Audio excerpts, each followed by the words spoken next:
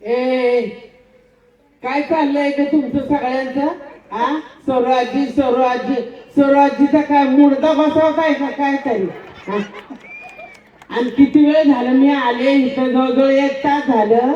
त्या मंगीला सांगते मी अगं छान छान, तर तिच्या डॉक्टरच्या माग पुढं करते नुसती, आणि त्याच्यात नारळात वस्तीच्या त्याच्या किरडीचा मोडला बांबू लवकर, त्याच्या पालखीचा ढोल आला, त्याचा मुडदा बसवला, त्याची पालखी गेली नदीला, त्याची लाकडं गेली मागं, त्याला जाळलं नेऊन लवकर नदीला, त्याचं मुडं बसवलं भिताला संग.